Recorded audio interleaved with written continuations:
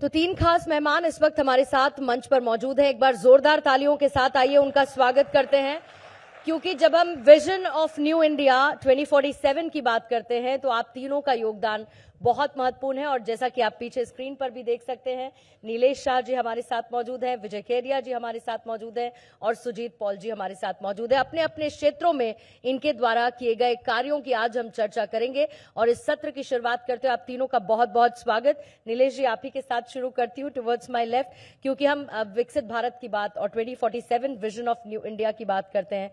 कोटक जैसे asset manager घरेलू बचत यानी डोमेस्टिक सेविंग्स जो है उनको उत्पादक निवेश में बदलने की स्पीड किस तरीके से बढ़ा सकता है, संभावना कैसी देखते हैं आप उसके लिए? So first of all, thank you for inviting me over here. Second, यहाँ पे बहुत सारे वेटरन आर्मी, नेवी और एयरफोर्स के मौजूद हैं, तो आप लोगों का शुक्रगुजार है कि आपने हमारे सरहदों की रक्षा की, तब हम विकसित भारत की सोच रख सकते हैं। दूसरा, डॉक्टर सुजॉय है, ये फिजिकल हेल्थ के लिए मेहनत करते हैं, तो आर्थिक सुरक्षितता भी उतनी ही जरूरी है जितनी फिजिकल हेल्थ है। जितनी सरहदों की सुरक्षा करनी जरूरी है। और हम भारतीय लोग निवेश में तो सेविंग्स में सही है, 30-35% सेविंग्स हो जाती है।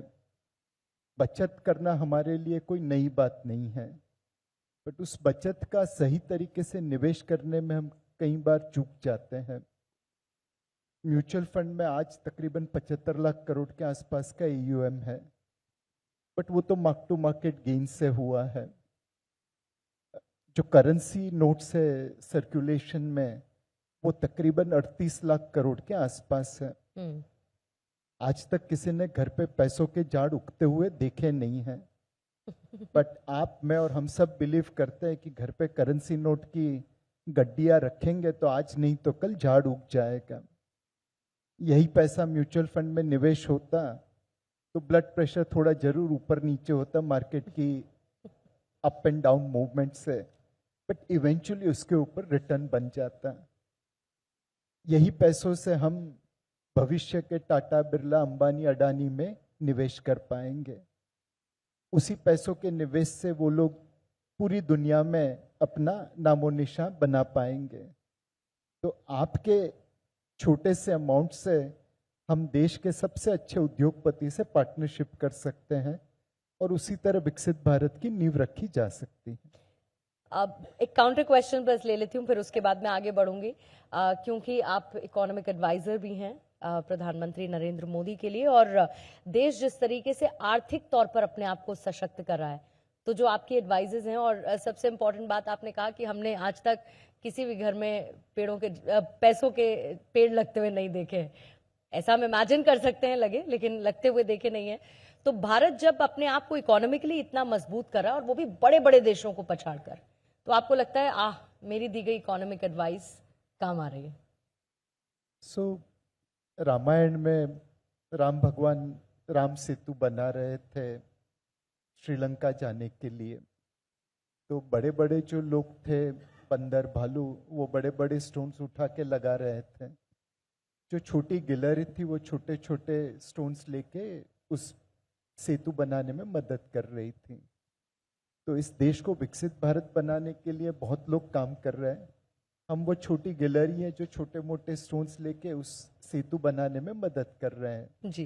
तो जिस दिन विकसित भारत खड़ा हो जाएगा, बन जाएगा, तो हमें इतनी तो खुशी होगी कि हमारा जितनी कैपेबिलिटी थी उस हिसाब से हमने योगदान किया। बिल्कुल। और अगर 144 करोड़ भारतीय इसी तरह योगदान करना लगे तो डेफिनेटली विकसित भारत बन जाएगा।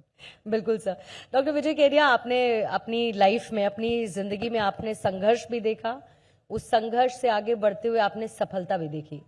अगर मैं इस विकसित राष्ट्र, विकसित भारत 2047 की बात करूं, तो आपके लिहाज से इसके मायने क्या हैं? नमस्कार। मेरे को यहाँ बुलाने के लिए सौभाग्य मेरा कि नीलेश भाई के साथ में बैठा हूँ और आपके साथ भी। तो मेरा ऐसा मानना है कि जो आप विकसित भारत की बात कर रहे हैं, समझिए 2047 या जो भी हमारा अमृत काल या जो भी, तो उसको मैंने गाना लिखा था मैडम उसके ऊपर में। तो मैं गाने की लाइन एक खाली पंक्ति आपको दोहरा देता हूँ, और वो गाना उस धुन पे है कि एक लड़की को देखा तो ऐसा लगा, तो उस पर मैंने लिखा था कि मैंने भारत को देखा तो ऐसा लगा जी। तो उसकी लाइनें कुछ इस तरह है कि मैंने भारत को देखा तो ऐसा लगा, अपनी शिक्षा में हो सार, अपना फैले व्यापार, सबको मिले रोजगार, अपने मेहनती हो लोग, छोड़े आलस और संयोग, त्यागे अंधविश्वास, तभी आगे बढ़ेगा मेरा इंडिया। और उसका दूसरा अंतरा ऐसा है मैम, ना हो धर्मों पे फसाद, ना हो भाषा पे विवाद, जोड़ो पैसों से नाता, यही दुनिया चलाता, तकनीकी और विज्ञान वाले देश है महान, तभी विकसित होगा मेरा इंडिया। मैंने भारत को देखा तो ऐसा लगा, बोलो भारत ये मेरा कैसा लगा। Very well said sir, very well said. तो विकसित भारत की कल्पना या उसका चरितार्थ तभी हो सकता है जब ये सारी चीजों का समन्वय हो। अगर हम ये धर्मों पे और अंधविश्वासों पे और इसी तरह आपस के अंदर में अगर हम ये उलझते रहे, और जिस तरह हमने विज्ञान को और टेक्नोलॉजी को हम लोगों ने जिस तरीके से इग्नोर किया है शायद पिछले 50 सालों में या जो भी है, तो अब शायद जागरूकता हुई है लोगों के अंदर में, सरकार भी समझ रही है, एडवाइजर तो है ही, ऐसे एडवाइजर है जो पीएम को और कमेटी में जो एडवाइस करते हैं, तो ये सब समझ रहे हैं। तो जो हुआ वो अब जो 50 साल में नहीं हुआ वो अगले 20 साल में होगा। बिल्कुल, और हमने उस स्पीड को बहुत तेजी के साथ बढ़ते हुए भी देखा है, हमने वो बदलाव महसूस किए। अब तो हम इंतजार कर रहे हैं तीसरी इकोनॉमी हम किस तरीके से मजबूती के साथ बने, और फिर दूसरी और पहली उस पंक्ति में हम कैसे आगे बढ़े और मजबूती के साथ आगे बढ़े, इस बात का भी इंतजार है। लेकिन सुजीत पॉल साहब, क्योंकि जोटा हेल्थ केयर है, आपका ब्रेन चाइल्ड है, आपने उसको आगे भी बढ़ाया है, अगर मैं पर्टिकुलरली क्योंकि प्रधानमंत्री लीडरशिप की बात करते हैं, तो मैं आप ही की कंपनी, आप ही के फील्ड से लीडरशिप के मायने एक तो मैं समझना चाहूंगी, और दूसरा अपनी हेल्थ केयर कंपनी में, जोटा में, आप इसको कैसे इनकलकेट करते हैं, इसको अपनाते कैसे हैं? धन्यवाद। First of all, sincerely thank you to the land, air and all the forces that are present here. Because of the army, I think we all Indians are really protected. Salute to the entire community here. And this is a true salute for Bharat Mata. Nilesh ji यहाँ पे है, विजय जी है. So primarily when we talk of leadership, leadership is the momentum. जिस तरह से श्री नरेंद्र मोदी जी देश को आगे बढ़ा रहे, leadership is that momentum that actually drives a corporation, any company. Now, it's very easy to talk on leadership, but what is important is how this leadership is changing the entire bandwidth of Indian ecosystem on healthcare. Indian ecosystem से अगर हम divide करें healthcare के लिए, it primarily works on OP and IP, the outpatients and inpatients. Usually patients are getting into scenarios of chronic disease management, जहाँ पे if you see across India, you have a huge section of people who are either diabetic or cardio or pre-diabetic. Pre-diabetic is who are not assessed. And these people don't even understand from where they will buy medicines, because they can't afford expensive branded medicine. That's the truth of the country. If you go to the villages, you can see all this truth, whatever I'm saying. So there is where we are driving the company at large and leadership penetration, where we are ensuring that right from urban to rural across the India cuts through. We build a robust ecosystem health highway of generic retail pharmacy that will offer very high quality medicines at affordable price to Bharat at large. And that's the new Bharat that we are evolving. And once we do that, see, any country have evolved only on two sections, either healthcare or education. And the world record clearly shows about that.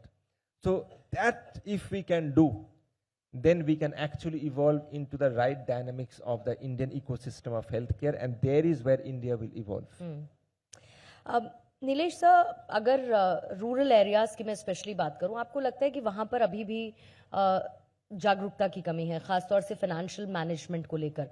और जब हम विकसित भारत की बात करते हैं तो वो जो 1% अमीर वर्ग है और बाकी 99% जो उस कैटेगरी में फॉल करता है, और उसमें भी मैं बाइफिकेट करके अगर रूरल एरियाज में स्पेसिफिकली चली जाऊं, तो कितना जरूरी है उनके लिए जागरूकता लाना, उनके लिए जागरूकता को पैदा करना और विकसित भारत में उनकी भागीदारी को बढ़ाना?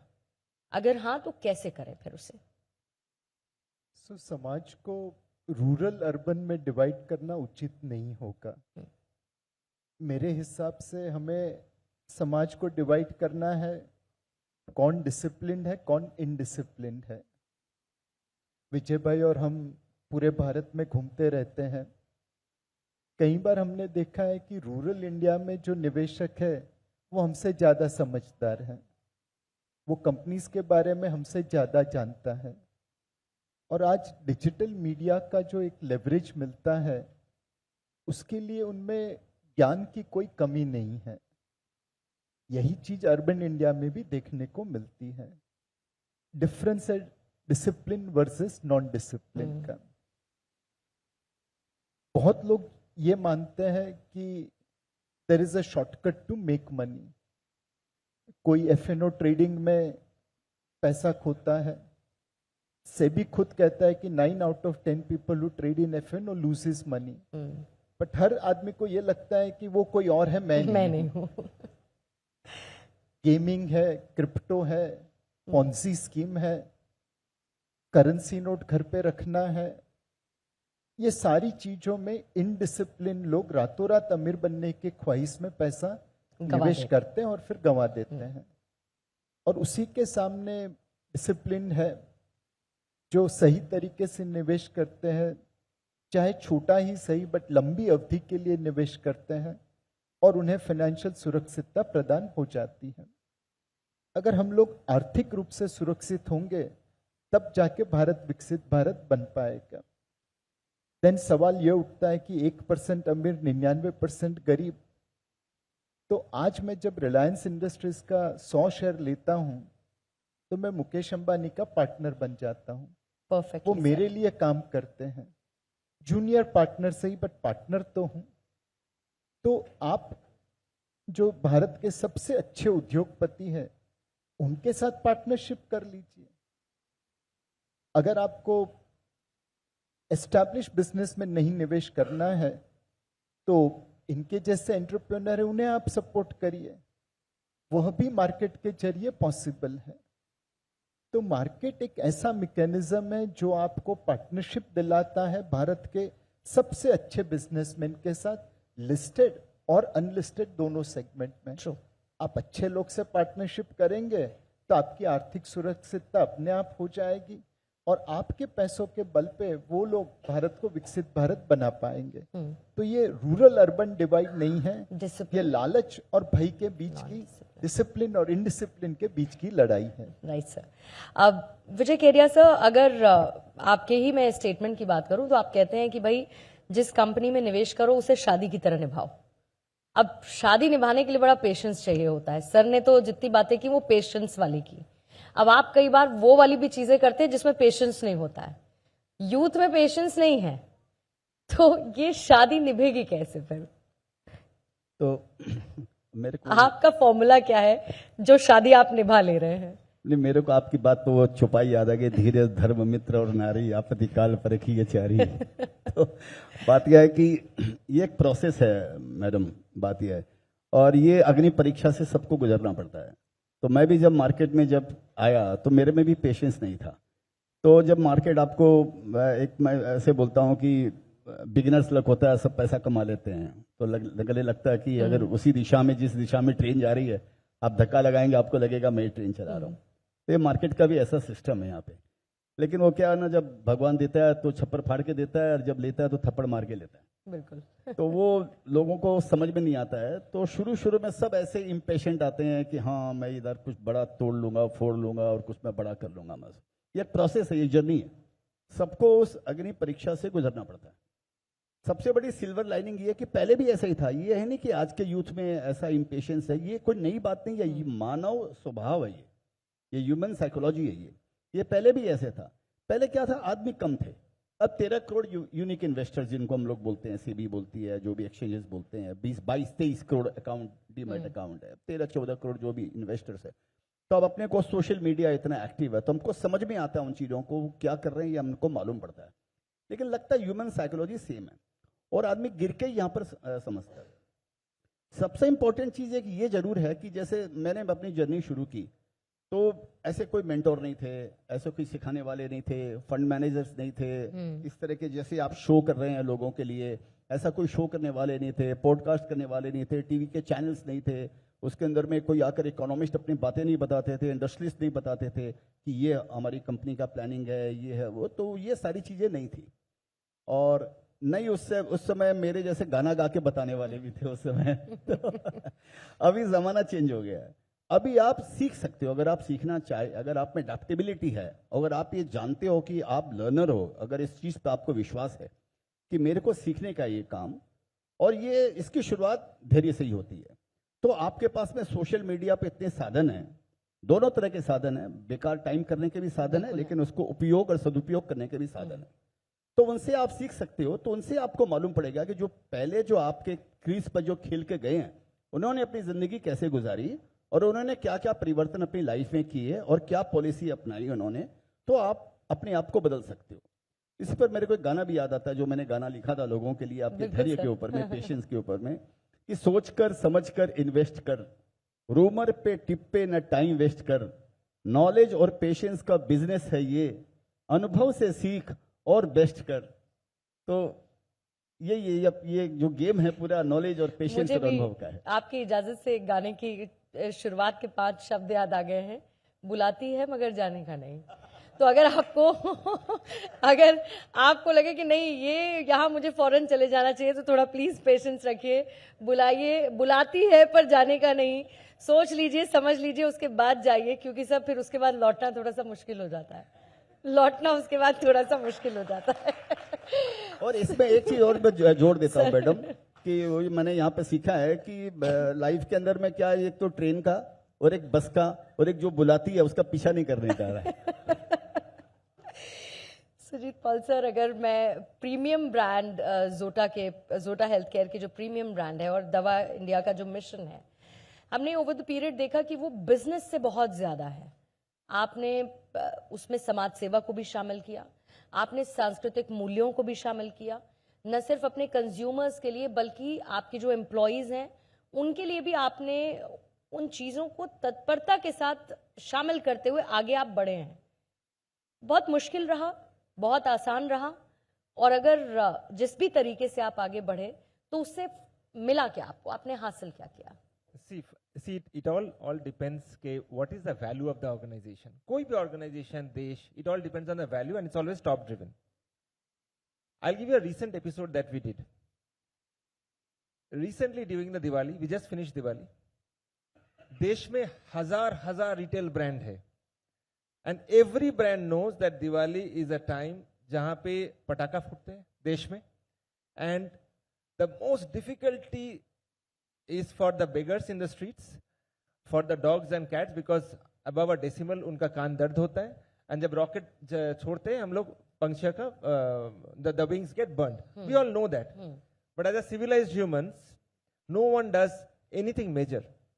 You know what we did? Across the country, every 2000 store was told that open the doors during the Diwali, let the dogs and cats come inside and stay. Now, there are so many companies. Why no company could think of this? I can tell you 100 of such activities that we are doing in the country. Now, during the Diwali, those 5-6 days, all the Dava India Coco stores doors were opened. The dogs and cats used to come inside. They used to take shelter. जब पटाखा बाहर फूट रहे, and that's a remarkable thing. Now, it is easier said than done. Now, since the pain is not yours, you will not think like that. But the day the pain is in your home, you will think differently. We do a fantastic program in India of women management, where we do menstruation management for women. We work against domestic violence.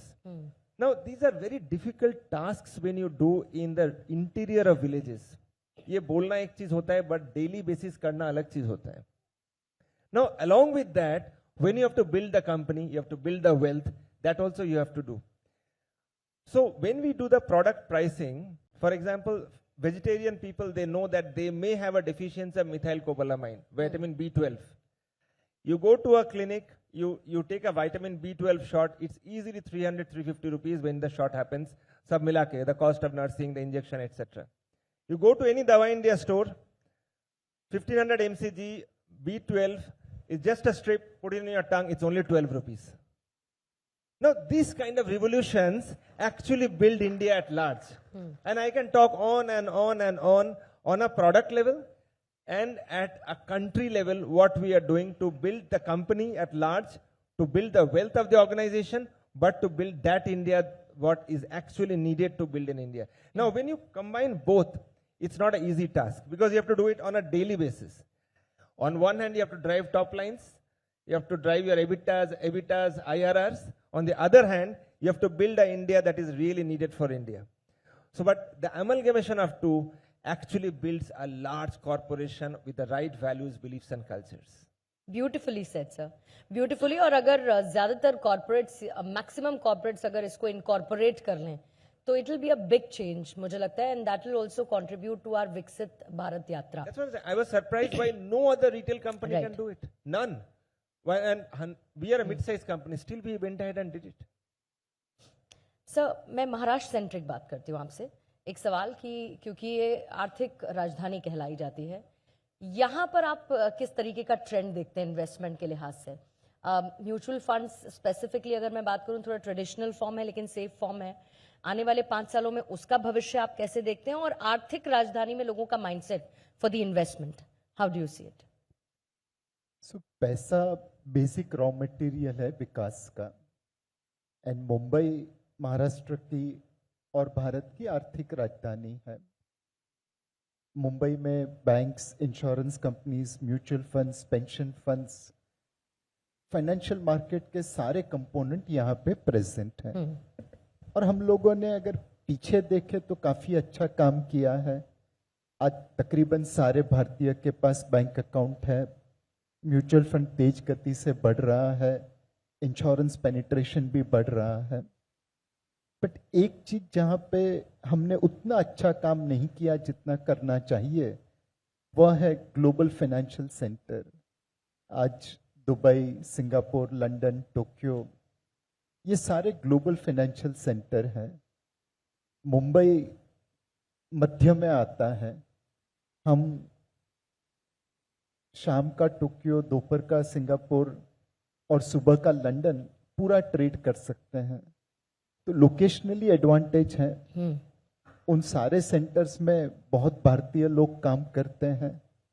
तो हमारे जितने ही वो लोग भी smart है, but वो एक ecosystem हम यहाँ पे मुंबई में नहीं डेवलप कर पाए, जो अगर कर पाते तो ग्लोबल फाइनेंशियल सेंटर के रूप में मुंबई आगे होता और दूसरे देश के पैसे हमारे देश में आते, जॉब्स भी क्रिएट होते और एक अलग ब्रांड भी बन जाती. 60-70 के दशक में सिंगापुर हमसे बहुत पीछे था और वो हमारी फाइनेंशियल सिस्टम को कॉपी करना चाहता था. आज वो हमसे बहुत आगे चला गया. तो मुंबई ने डोमेस्टिक आर्थिक राजधानी के रूप में बहुत अच्छा काम किया है और भी आगे करते रहेंगे, लेकिन ग्लोबल फाइनेंशियल सेंटर के मामले में हम पीछे रहेंगे. उस पर काम करने की जरूरत है. उसके ऊपर काम करने की जरूरत है. ठीक है. आज अगर आप देखें तो भारत तकरीबन साल का $60 बिलियन लॉजिस्टिक्स कॉस्ट के रूप में देता है. हम खुद तो एरोप्लेन बनाते नहीं है तो भाड़े पे लेते हैं, शिप्स नहीं बनाते हैं तो भाड़े पे लेते हैं. नाउ एरोप्लेन और शिप्स बनाने की क्षमता डेवलप करने में समय लगेगा, बट भारत अपना $700 बिलियन रिजर्व अमेरिकन ट्रेजरी में, यूरोपियन ट्रेजरी में रखता है 2-4% ब्याज पे, और शिप्स और एरोप्लेन भाड़े पे लेते 10-12-14% पे.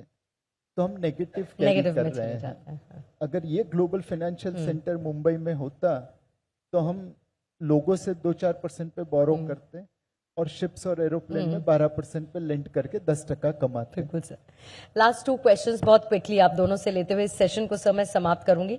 केडिया साहब, वैसे आपका अपॉइंटमेंट यूथ को मिलना बहुत मुश्किल है, तो इतना बता दीजिए, बस एक टिप देते जाइए आने वाले समय में कौन से सेक्टर में भरोसेमंद इन्वेस्टमेंट यूथ अगर करना चाहे शुरू तो कर सकता है। तो देखिए मैडम, इसमें सिंपल एक ही बात है कि दुल्हन वही जो पिया मन भाए। तो ये समझना चाहिए जिधर गवर्नमेंट का फोकस होता है वो सेक्टर उन्नति करता है। जी। तो जैसे अब शिप बिल्डिंग की बातें कर रही है, अभी रोज आ रहे हैं 20,000 30,000 करोड़ कितना अभी अब गवर्नमेंट में जागरूकता आई है फॉर एग्जाम्पल। तो इसी तरह से ये देखना चाहिए कि इन्वेस्टर्स को कि आगे कौन सा सेक्टर जो सनराइज सेक्टर आगे होने वाला है।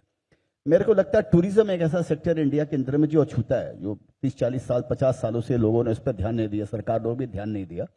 अभी गवर्नमेंट का फोकस आया कि डोमेस्टिक जो टूरिज्म है कि ये एक $250 बिलियन का वो जीडीपी पे एडिशन करता है। वो अगर इसको ढंग से अगर हमारे पास पे प्रॉपर इंफ्रास्ट्रक्चर अगर हो जाए, हाइजीन हो जाए और प्रॉपर होटल्स वगैरह हो जाए, प्रॉपर हम मार्केटिंग करें, हमारे पास में ऐसी अच्छी चीजें हैं, रेगिस्तान भी है, समुंदर भी है, हेरिटेज भी है, आर्किटेक्चर भी है, ग्रीनरी भी है, सब कुछ हमारे पास में, स्पोर्ट्स भी है, सब कुछ है। तो ये ऐसा है कि हो सकता है 2030 तक $500 बिलियन का ये मार्केट बन सकता है ये।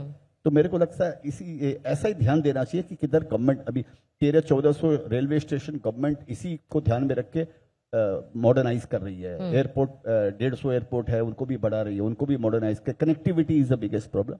तो मेरे को लगता है टूरिज्म भी एक ऐसा सेक्टर है जो अच्छा कर सकता है आगे। टूरिज्म सेक्टर आप नोट कर लीजिएगा, और जो बाकी इससे पहले सर ने बताया उनको भी जॉट डाउन कर लीजिएगा।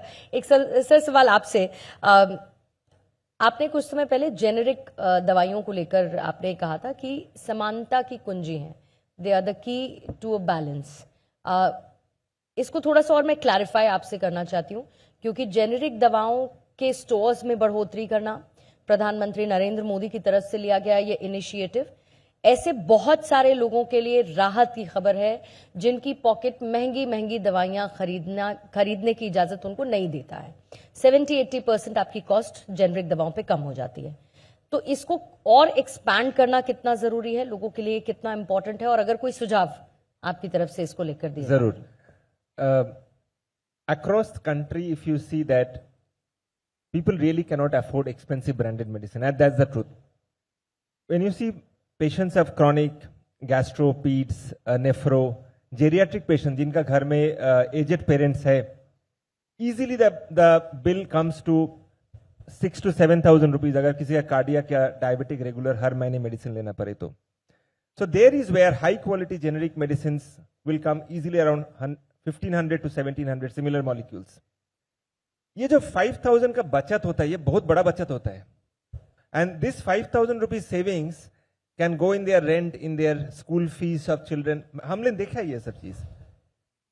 So there is the transition that India is undergoing. And for that, जैसे आपने सवाल किया है, it is very important for players to ensure that they make the availability of generic medicines across the length and breadth of India. For that, last year, our average run rate to open a store was, we used to open one store every 48 hours in the country last year. Last year, we opened one store every 24 hours in the country. And as I speak, this year, we are opening one store every 12 hours in the country. Lovely. Now, this is the current run rate. Now, why we are doing it? The country needs it. Moment you open a store in a village, in a taluk, in the city, you have people who will come and say that, okay, these are the medicines that we need. Imagine that, how much money they can actually save. And if we operate in this, then we see the change of India, because the truth is, we have seen that the patients cannot afford and they break the pills and eat. And that is how it happens. They think that paisa nahi hai, kahan se lenge? If the doctor prescribes morning, afternoon, evening, night, they take twice to save money. But the molecule doesn't work like that in the body. So with the current run rate, what we are doing, one store every 24 hours in the country, we are building actually a new Bharat on the healthcare ecosystem. Exactly और थोड़ी देर पहले जब मैंने इस मंच से संचालन की शुरुआत की थी तो ये जरूर कहा था कि भारत जिस गति के साथ जिस तरीके से आगे बढ़ रहा है, हमने अपने शब्दकोश से असंभव शब्द को हटा दिया है। तो उस असंभव को हटाकर हम संभव होने की तरफ बढ़ रहे हैं और यही भारत देश की मजबूती है। बहुत बहुत शुक्रिया नीलेश सर आपका, केडिया साहब आपका भी बहुत बहुत शुक्रिया और सुजीत सर आपका भी शुक्रिया। एक बार जोरदार तालियों के साथ आप सभी इस मंच पर मौजूद रहे। धन्यवाद आपका समय देने के लिए।